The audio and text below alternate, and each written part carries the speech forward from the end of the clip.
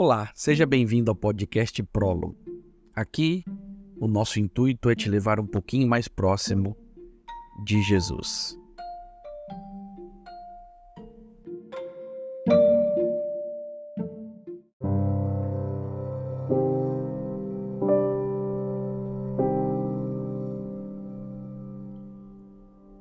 O texto de hoje, mais uma vez, é em Mateus capítulo 4, verso 1, que diz o seguinte: Então Jesus foi levado pelo Espírito ao deserto para ser tentado pelo diabo.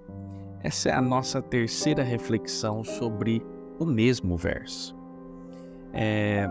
Vou contar uma coisa para vocês. Eu sempre tive um meio que, na minha caminhada cristã, no meu ministério, eu sempre tive aquele preconceito com as pessoas que diziam que ouviam Deus falar.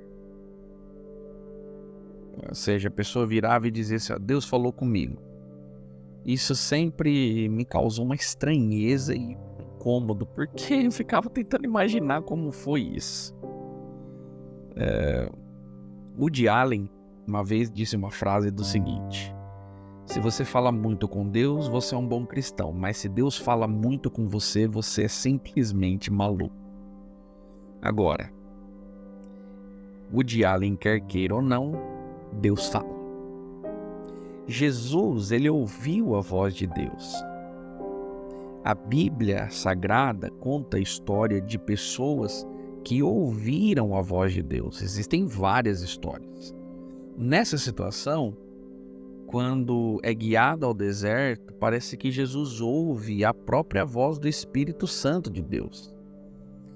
E esse é o sentido de ser conduzido pelo Espírito. O Espírito Santo de Deus aponta para Jesus uma direção, um lugar para onde deve ir, o exato momento em que ele deve se movimentar. Inclusive, a razão porque ele deve fazer aquilo, que é ser tentado pelo diabo. Mas como que Deus fala comigo? Eu não sei se você já se fez essa pergunta. Como que Deus fala comigo? Como que eu posso ouvir a voz de Deus? Esta é outra questão que sempre ficou na minha mente. Porque quando as pessoas diziam, eu falava, ao mesmo tempo que eu ficava intrigado, reflexivo, pensativo sobre aquilo, eu me fazia a pergunta: como será que Deus fala comigo? Será que Ele fala? Será que eu estou ouvindo? Será que eu consigo, realmente ouvir a voz de Deus? E a resposta mais interessante sobre isso é de um filósofo cristão americano, que ele chama Dallas Willard. Ele diz assim: Deus fala conosco por meio de pensamentos e sentimentos que são meus, mas que não tiveram origem em mim. Essa é uma definição muito interessante. Conta-se sobre o martírio de Joana d'Arc, que enquanto ela era torturada, seu algoz a forçava a admitir as blasfêmias de que ela era acusada. Você não ouviu Deus, o torturador dizia, Você ouviu a voz da sua própria consciência. E Joana d'Arc teria respondido para esse algoz: pois é assim mesmo que Deus fala comigo. Sabe, os nossos pensamentos e sentimentos revelam vozes que são nossas, de nossa consciência, vozes que vêm do nosso mundo interior, que também podem se revelar às vezes em vozes do diabo ou as vozes do mal, mas principalmente podem revelar a voz de Deus.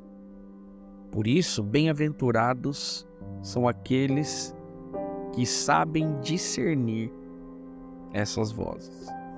Tiago, ele vai dizer que nós somos tentados pelas coisas que nós temos, que nós sofremos de ataques de fora, tentações de fora, mas que também nós somos atacados pelos desejos de dentro. Então, nós vamos ouvir aquela voz que fala, parece que a nossa mente, a gente chama de voz da consciência, e ali nós temos uma luta acontecendo.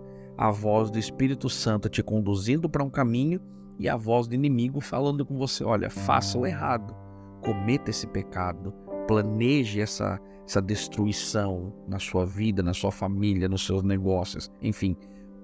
As duas vozes estão ali. Os prazeres internos e as vontades de fora. E Deus tentando conduzir você nessa caminhada. O que a gente vai ouvir? Por isso que eu disse agora há pouco, bem-aventurado aqueles que sabem discernir essas vozes. A minha oração hoje, para você que está me ouvindo, é para que você tenha essa habilidade vinda de Deus para discernir as vozes. E que você possa ouvir mais Deus falando contigo do que o inimigo tentando te destruir. Fica a reflexão e que Deus nos abençoe.